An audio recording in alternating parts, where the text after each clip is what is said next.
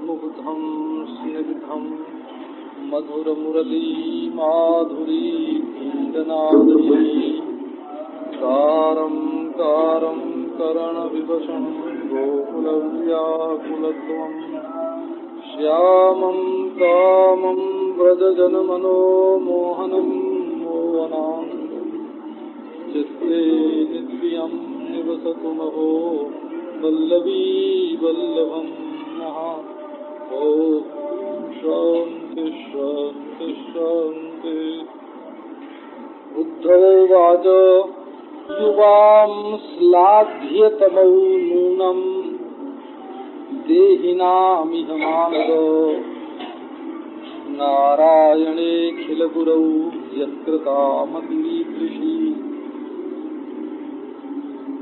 एतौ हि विश्वस्य च बीजयोनि रामो मुकुन्दः पुरुषः प्रधानम् अन्वीय भूतेषु विलक्षणस्य ज्ञानस्य चेशात इमौ पुराणौ यस्मिन् जनः प्राणवियोगकाले क्षणं समावेश्य मनो विशुद्धम् निर्हृत्य कर्माशयमासु याति परांगतिं ब्रह्ममयोर्गवर्णा। उद्धव जी के वचन श्री सुखदेव जी महाराज राजा परीक्षित को वे नंद और यशोदा से बोल रहे हैं। तो पहला संबोधन है मानद।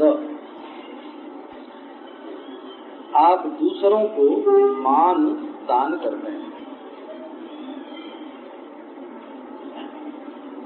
मान दान करना ये साधारण लोगों के बस की बात नहीं है। देखो, मान दान करना माने अपने मन में, अपने बारे में जिस बात को लेकर के बड़प्पन है, उस बड़प्पन को दूसरे के प्रति अर्पित कर देना, इसका नाम मान दान हुआ। जैसे धन दान, तो तुम्हारे घर में धन है तो दूसरे को दे दिया, तो उसका नाम धन दान हुआ। और देने वाले को बोलेंगे धनद। किसी को विद्या दान किया तो तुम्हारे पास विद्या है वो दिया, तुम्हारे पास बल है तो किसी को अभय दान किया।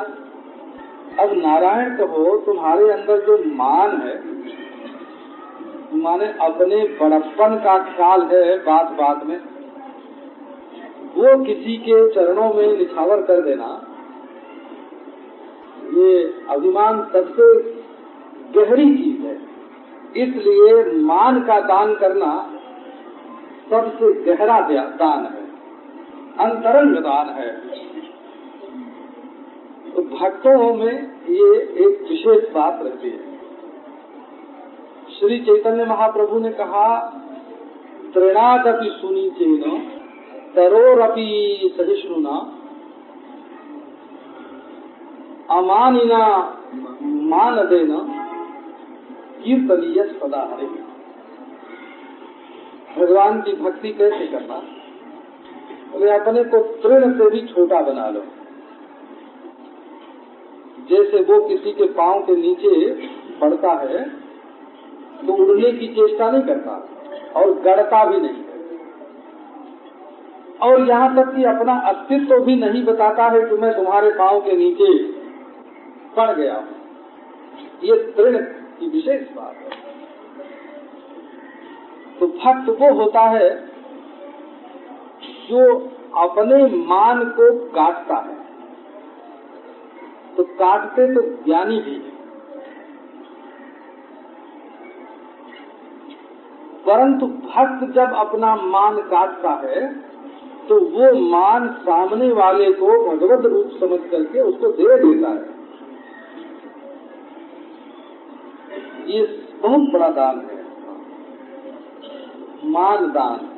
तो मान दो नंद बाबा, यद्यपि आप हमसे बड़े हैं हर हालत में, उम्र से भी बड़े हैं, पद से भी बड़े हैं, पद से चाचा और उम्र में बड़े हैं और अनुभवी हैं, फिर भी आपने मेरा सम्मान किया, उठ के खड़े हो गए, हृदय से लगाया, इतने दुख की हालत में स्वागत सत्कार किया, हमारी पूजा। सचमुच दूसरे का इतना मान आप सरीखे सत्पुरुष को छोड़ करके दूसरा कोई नहीं कर सकता। दूसरे लोग ये समझते हैं कि अगर हमारा सिंहासन औरों से 4 अंगुल ऊंचा न रहा तो हमारा बड़प्पन ही चला जाएगा। हम पहले समझते थे हो कि ये सब जो संप्रदायों के आचार्य होते हैं ना, ये अगर इकट्ठे हो जाएं और संगठित हो जाएं तो धर्म का खूब प्रचार हो सकता है। ये धारणा मेरे मन में तब थी जब मैं ट्विंस कॉलेज में पढ़ता था, पंडित राम भवन में।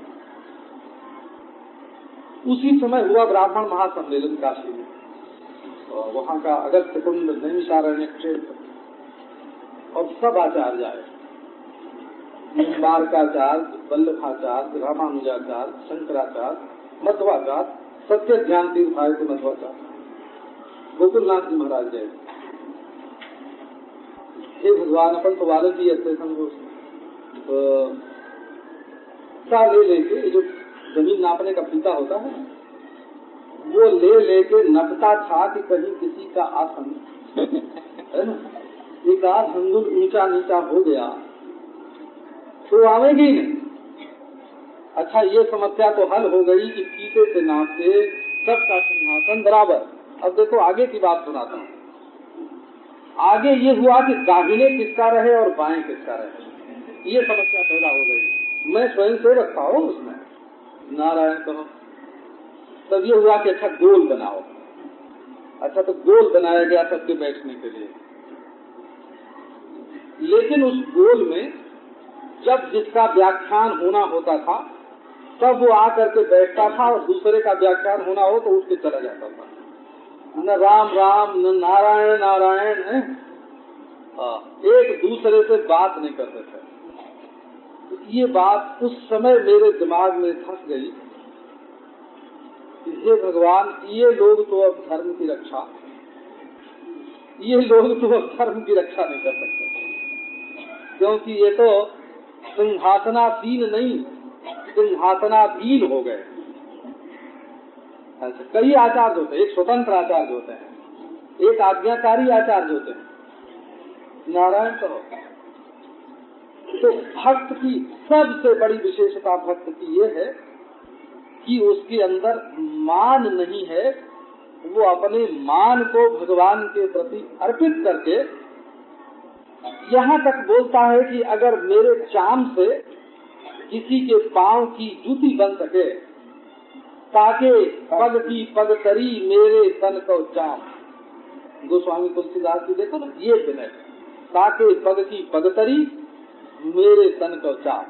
क्या विनय, क्या नम्र। तो प्रणादपि सुनके तरोरिव सहिष्णुना, जोर से जोड़ दिया होगा कि ना ना श्रुति में है। वृक्षैव तिष्ठासेत् छिद्यमानो न कुप्येत न कंपेत। वृक्ष की तरह रहे, अगर कोई काटे तो वृक्ष की तरह क्रोध न करे और कांपे भी नहीं। अमानिना मानदेन कीर्तनीय सदा हरि, स्वयं अमानी रहे और दूसरों को मान दे।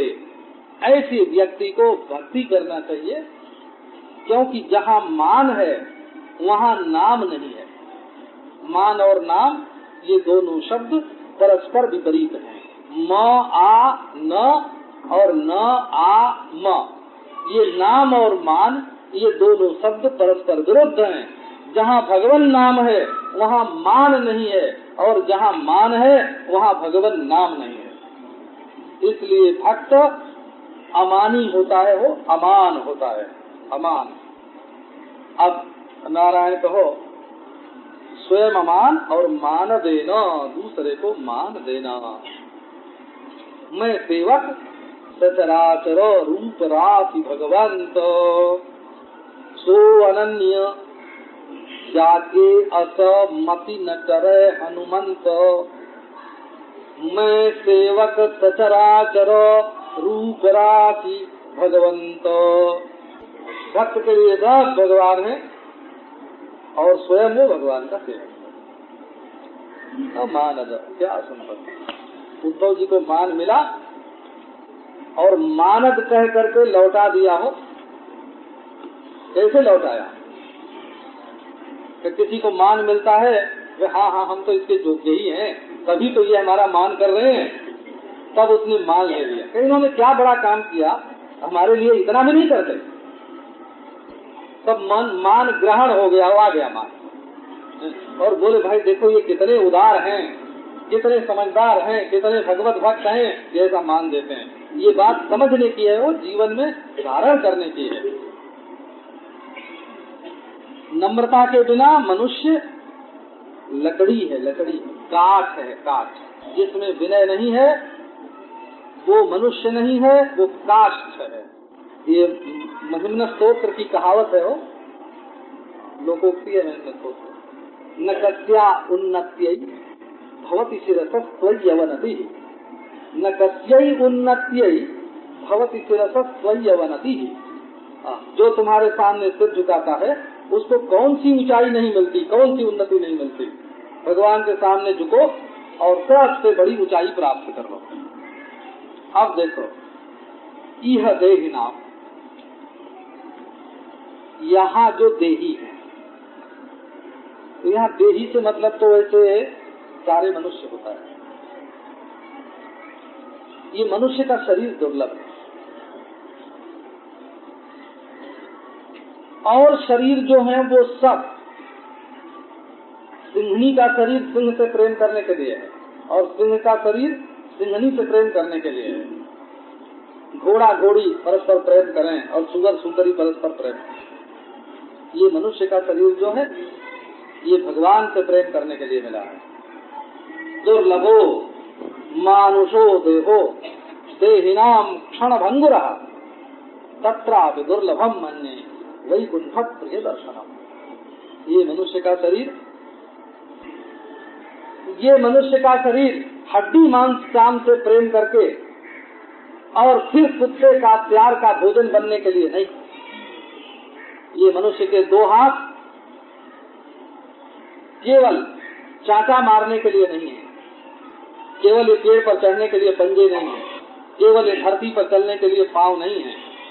मनुष्य के हाथ धर्म करने के लिए हैं, मनुष्य के पांव सत्संग में जाने के लिए हैं, मनुष्य की वाणी भगवान नाम बोलने के लिए है, मनुष्य का मस्तिष्क ब्रह्म तत्व के संबंध में विचार करने के लिए है, मनुष्य का हृदय भगवान के साथ प्रेम करने के लिए है। ये मनुष्य शरीर कहीं व्यर्थ न चला जाए। साधु सावधान तो ऐसे बोलते हैं, हाँ साधुओं में बोलते हैं, जब संगत संगत लगती है तो बोलते हैं वैष्णव में, साधु सावधान। कहो गुरु भाई जाग रहे हो ना? तो बोले नींद का सत्ता, नींद की सत्ता ही नहीं है। एक बोलता है कहो गुरु भाई जाग रहे हो, तो दूसरा बोला कि गुरु भाई नींद की सत्ता ही नहीं है, नींद पैदा ही नहीं है।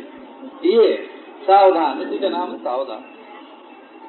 कहाँ तुम्हारी प्रीति कहाँ जुड़ रही है, अपने दिल की परीक्षा करके देखो कहाँ जुड़े हो।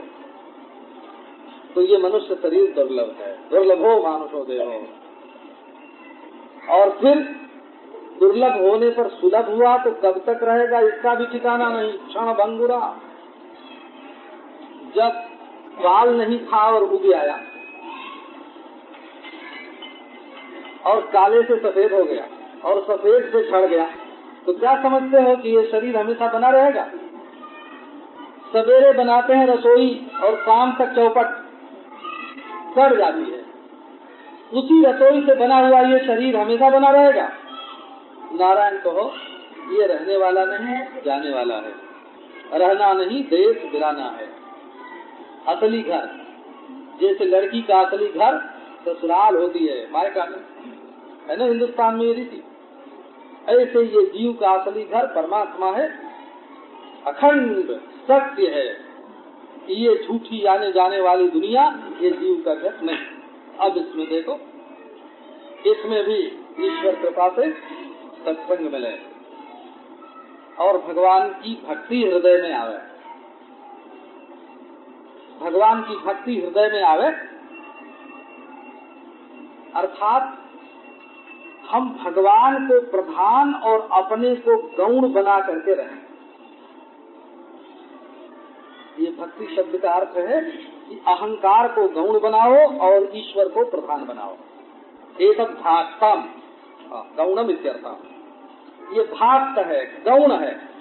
ईश्वर मुख्य है तुम्हारे जीवन में कि तुम्हारा अहंकार मुख्य है। तस्मै देवाय, तुम्हारा जीवन किस देवता के लिए है? अपने लिए जीते हो या कुत्ते बिल्ली के लिए जीते हो या पड़ोसी के लिए जीते हो या ईश्वर के लिए जीते हो? अगर ईश्वर के लिए जीते हो तो तुम्हारा जीवन भक्त का जीवन है। ऐसे भक्तों में भी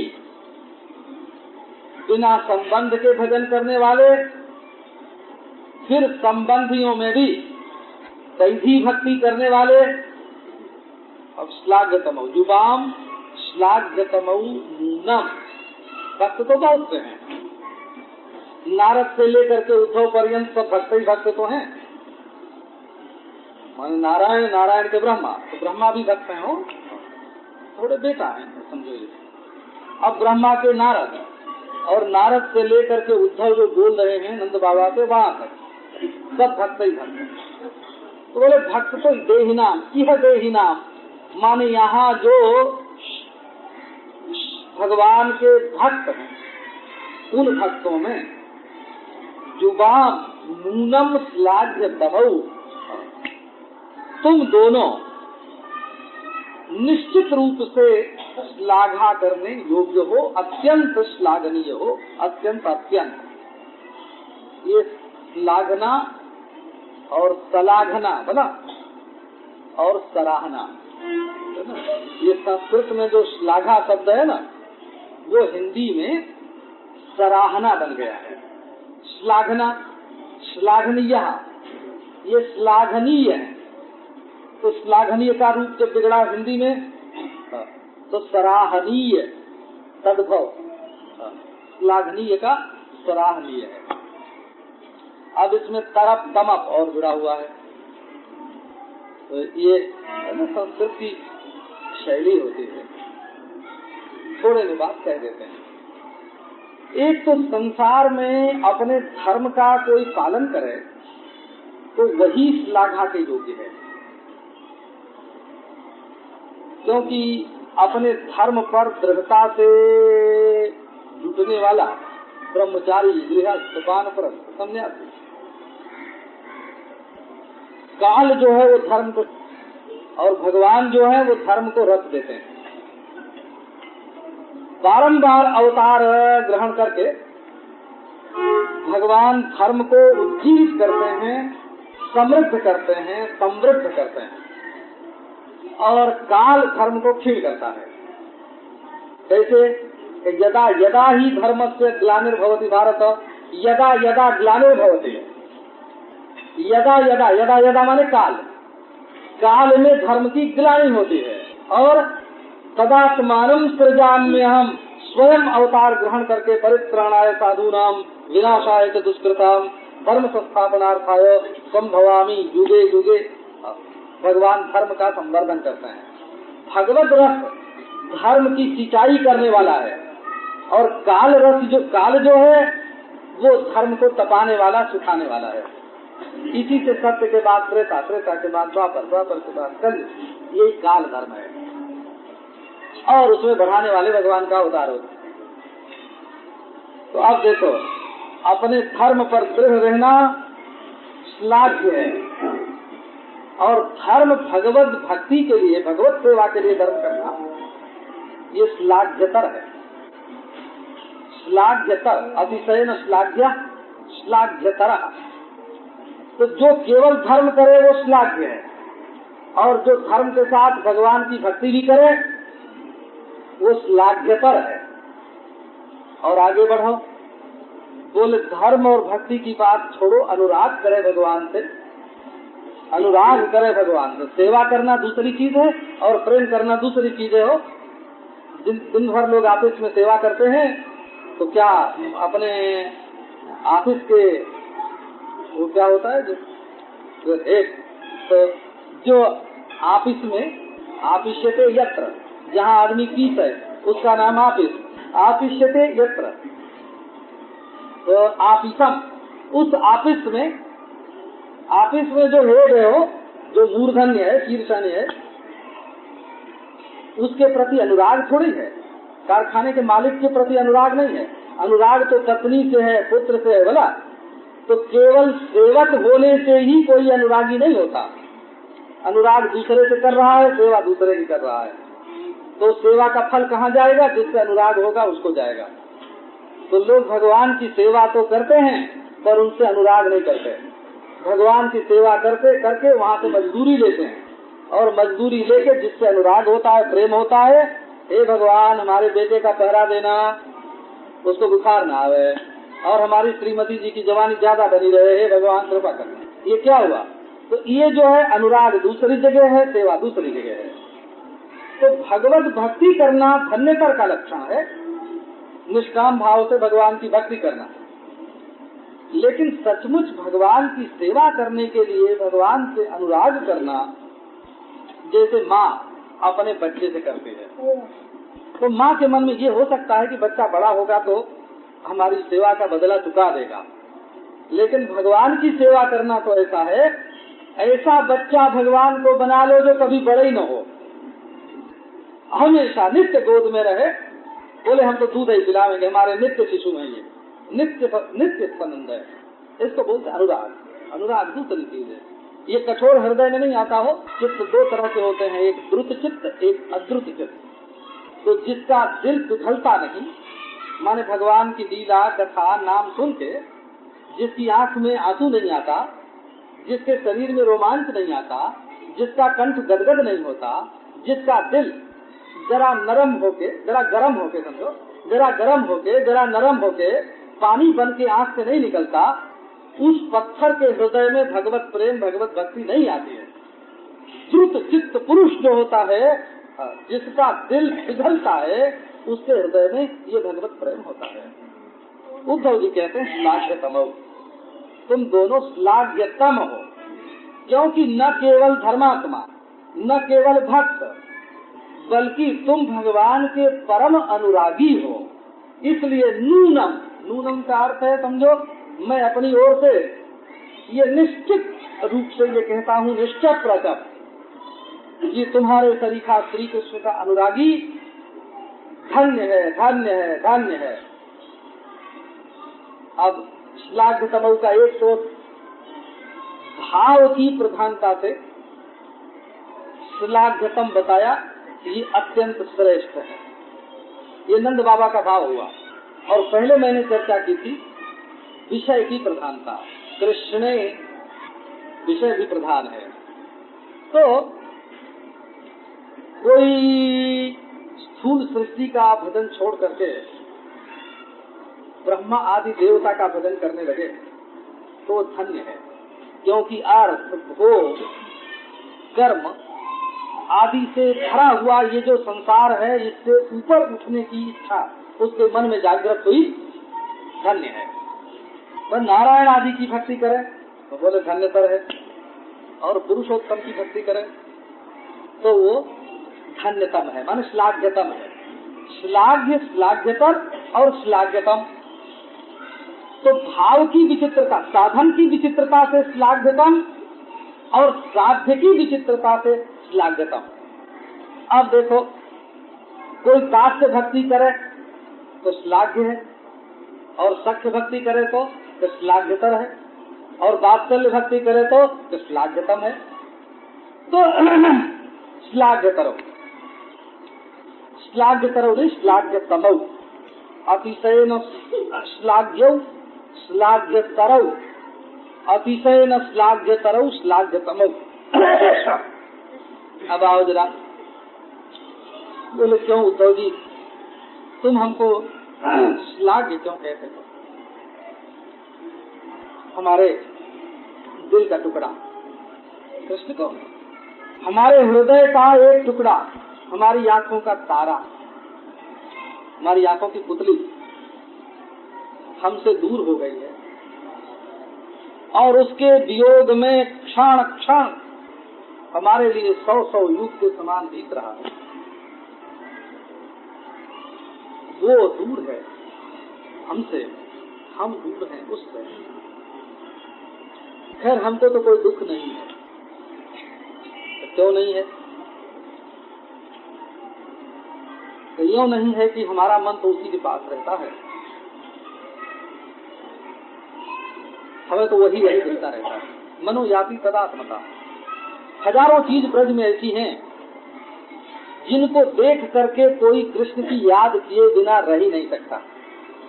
हमारे तो पेड़ भी वृक्ष भी मित्र हैं, जब उन पर दृष्टि पड़ती है तो कहते हैं देखो नंद बाबा, है ना, वृक्ष बोलता है, हमारे कंधे पर तुम्हारे लाला कृष्ण बैठ करके एक पांव नीचे लटका के और बांसुरी होठों पर लगा के बाबा हमारे ऊपर बैठ के बजा देते, हमको दिखता है। नदी कहती है बाबा देखो हमारे अंदर तुम्हारा लाला क्या उधम मचाता था जब तुम स्नान करने लगते थे उसके साथ, और वो तुम्हारे ऊपर जल उड़ीचने लगता था और तुम आंख बंद करके ऐसे हाथ उठा के इशारा करते थे कि बस बस बस, है ना। तो नदी कहती है कि कृष्ण की याद करो, वृक्ष कहता है कृष्ण की याद करो, पहाड़ कहता है कृष्ण की याद करो। मनो याति तदात्मताम। हमको तो उद्धव जी याद ही नहीं रहती कि कृष्ण हमसे दूर है, तो हमारे दिल तो अच्छी तरह कट जाते हैं, परंतु हमारे वियोग में हमारा लाला मथुरा में किसी के सामने रोता होगा क्या? वहाँ बड़े बड़े लोग भद्र पुरुष रहते हैं। भद्र पुरुष तो आप लोग जानते हैं, दिल में भले रोवे लेकिन लोगों के सामने मुस्कुरा के देखना पड़ता है। ये भद्र लोगों की पहचान है। आजकल जिसको सभ्यता बोलते हैं ना, शिष्टता बोलते हैं, पति पत्नी घर में से खूब लड़के सब निकलते हैं और रास्ते में कोई परिचित मिलता है तो दोनों मुस्कुरा के हाथ मिलाते हैं और ये दिखाते हैं कि हम बड़े प्रेम से अपने घर में रहते हैं, हमारे घर में स्वर्ग रहता है। तो दिल में नरक को रखते हैं और बाहर से स्वर्ग जाहिर करते हैं। ये आजकल की सभ्यता के माने ये हैं, ये भद्र पुरुष हैं। बोला वो अब जब नागरिक हो गया कृष्ण, मथुरा के लोगों में रहने लगा, तो वो भीतर भीतर हमारे लिए रोता होगा और तुम लोगों से मुस्कुरा के मिलता होगा, बातें करता होगा। उसके हृदय में कितनी पीड़ा है।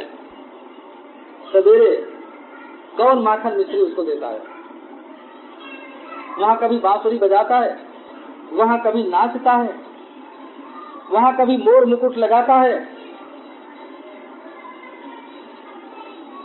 बोले बस बस नंद बाबा मैं यही कह रहा हूँ कि श्री कृष्ण के लिए तुम्हारी चित्तवृत्ति ऐसी हो गई है, ये कृष्ण कोई साधारण नहीं है। ये रामायण में जो अंत में अयन पड़ता है ना, अयन का अयन हो गया रहस्य का, वही रामायण वाला ही है। नारायण में भी अयन वही है, परंतु रामायण में तत्पुरुष समास है। रामायण में तत्पुरुष समास है, रामस्य अयनम रामायणम, और नारायण में बहुव्रीहि है बोला नयनम यस्य। श्री कृष्ण कहो नारायणे खिल गुरौ यत् कृतामतिरीदृशी। श्री कृष्ण कौन है? अब उद्धव जी कहते हैं कि श्री वल्लभाचार्य जी महाराज का अभिप्राय है कि नंद का जो प्रेम है श्री कृष्ण में वो लौकिक पुत्र की बुद्धि से है। श्री कृष्ण हमारे लौकिक पुत्र हैं। और श्री कृष्ण के भेजे हुए उद्धव जी आए तो उनके मन में ये ख्याल है कि नंद बाबा के लौकिक प्रेम को हम ज्ञानोपदेश करके अलौकिक प्रेम बना देंगे। जहाँ प्रेम का विषय बेटा है वहाँ हम प्रेम का विषय ईश्वर को बना देंगे। परंतु नंद बाबा का ये जो बेटा है ये जरा ईश्वर से 16.5 आने हैं। वो जिस पर 16 आना तो नंद बाबा का बेटा 16.5। ऐसे भगवान ईश्वर से भी बढ़ के भी कोई होता है कि नहीं? ईश्वर भी कई तरह का होता है। ये जगत भी ईश्वर का रूप है, परंतु ये चित्त आनंद गौण सत प्रधान है। ये जगत ईश्वर रूप है, परंतु विवेक करके देखो तो यहाँ जहाँ तहाँ अस्थि अस्थि तो मिलता है, परंतु आनंद और ज्ञान इसमें छिप गया है, गौण हो गया है ना। ये ईश्वर रूप है। तो बोले नारद, वशिष्ठ, ब्रह्मा, ये सब बोले भी ईश्वर रूप है। तो उनमें चिद भाव भी प्रकट है, परंतु आनंद भाव गौण है। तो नारायण का उनमें सद्भाव और चिद भाव दोनों प्रकट है, लेकिन आनंद भाव गौण है। वहाँ आनंद प्रधान और सत चित गौण नारायण है, और चित प्रधान और आनंद गौण ये ब्रह्मा आदि है, नारद आदि, और ये जगत भी ईश्वर है लेकिन सत प्रधान है। तो ये पुरुषोत्तम क्या है? बोले इनमें पूर्ण सत, पूर्ण चित, पूर्ण आनंद, इसको पुरुषोत्तम बोलते हैं। कैसे? तो देखो जो आनंद में पूर्ण है, बताओ ना किसी का नाम जिसने रासलीला कभी करी हो। आनंद पूर्ण नहीं हो तो रासलीला कहाँ से होगी? ये ईश्वर का जो ज्ञान है ना वो मैंने पेटे करने वालों के लिए नहीं है। वो बोले हाय हाय हाय, जो नाचेगा तो ईश्वर कैसे? जिसको आनंद होगा तो नाचेगा। तुम गरीब दुखी लोग क्या नाचोगे? तो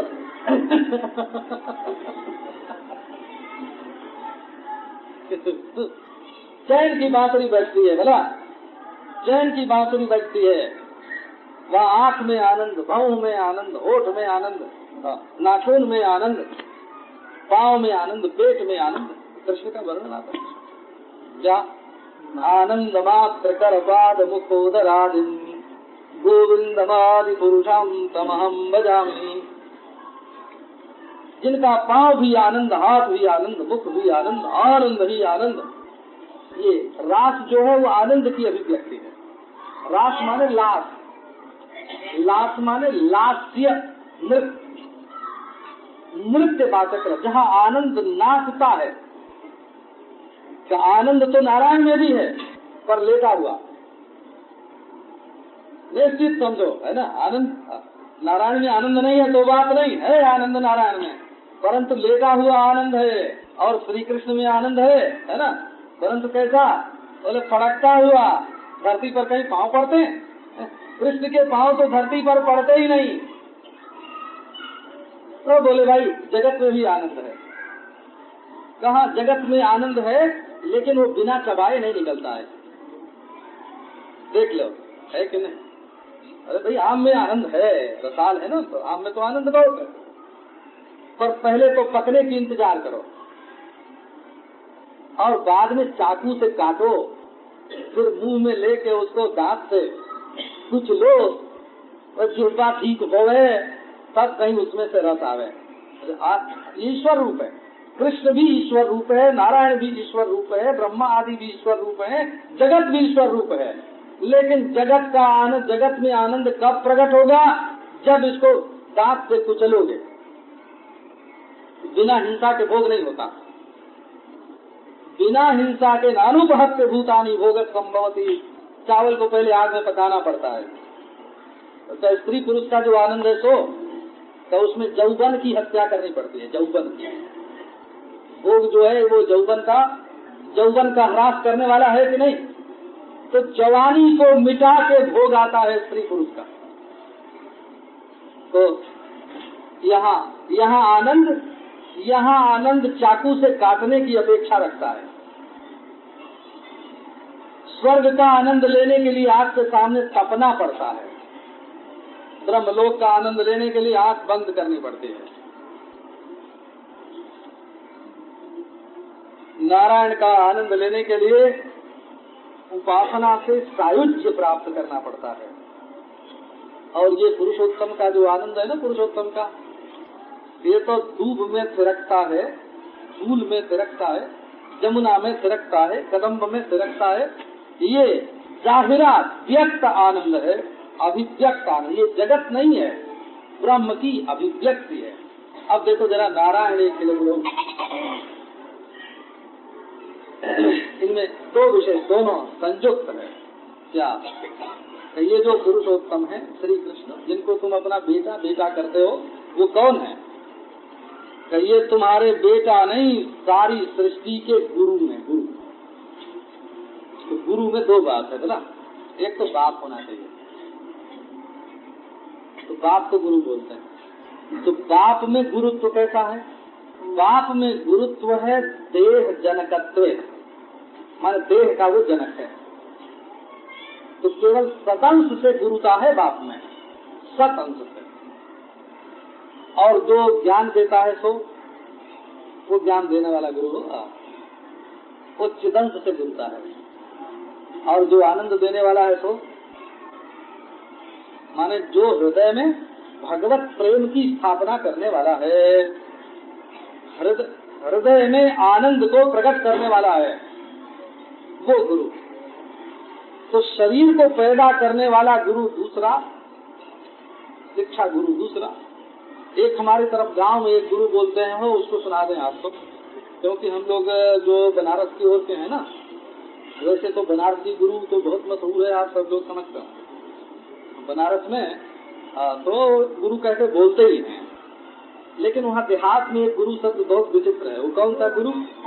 हाँ, वाह, आ गया, किसी ने कह दिया, बोल दिया, कन फुकवा गुरु। माने कान में जो मंत्र बोल देते हैं वो कन फुकवा गुरु। तो ये न जन्म देने वाले गुरु से मतलब है, न कन फुकवा गुरु से मतलब है। वो तो पूछ लेते हैं, क्यों भाई शिव जी का मंत्र लोगे कि ना विष्णु का? इसका मतलब आप लोग नहीं पहुँच सकते। इसका मतलब ये, अगर खाने पीने में छुट्टी रखनी हो तो शिव जी का मंत्र ले लो, और खाने पीने में परहेज रखना हो तो विष्णु का मंत्र लो। ऐसे गांव में पूछते हैं, शिव जी का मंत्र लोगे कि विष्णु का? तो वो संस्कार मात्र जिसमें निगुरे पने का भ्रम छूट जाए, अगर संस्कार नहीं कराएंगे, कान नहीं फुकवाएंगे, तो इनका हाथ का छुआ पानी कैसे पिएंगे, इनके हाथ का खाएंगे कैसे, वो गुरु दूसरा है।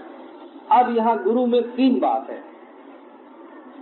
एक तो सारी सृष्टि का बाप होना, दूसरे सारी सृष्टि को ज्ञान देने वाला होना, तीसरे सारी सृष्टि का नियंता होना, नियंता।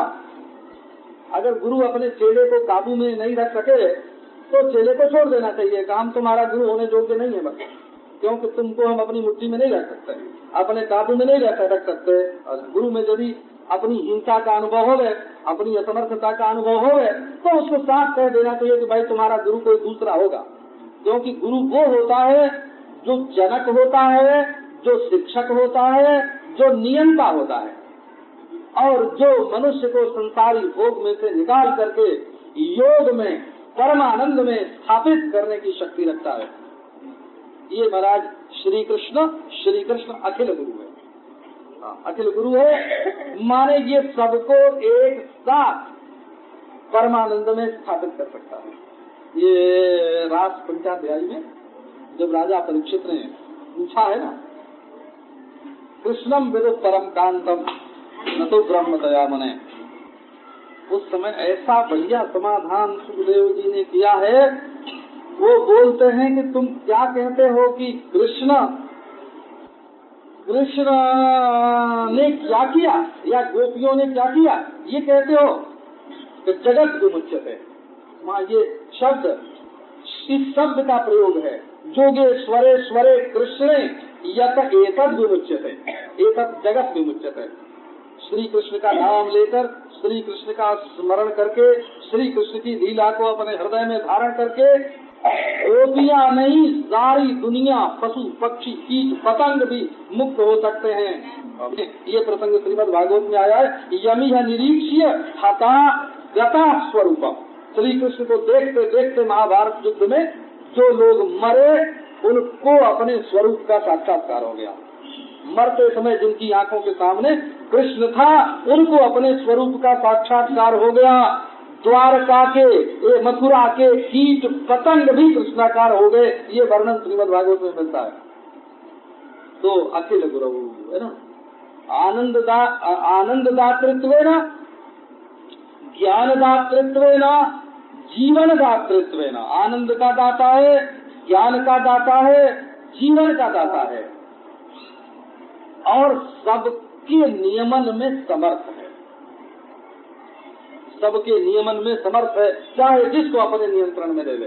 इसलिए कृष्ण कहते हैं, उद्धव जी कहते हैं, ऐसी अखिल गुरु नारायण माने पुरुषोत्तम, यहाँ नारायण शब्द का अर्थ है पुरुषोत्तम, उनके प्रति तुम्हारी ऐसी चित्तवृत्ति है, ईदृशी मति ही नारायण नारायण, तुम्हारे तरीका सराहना करने योग्य और कोई नहीं है।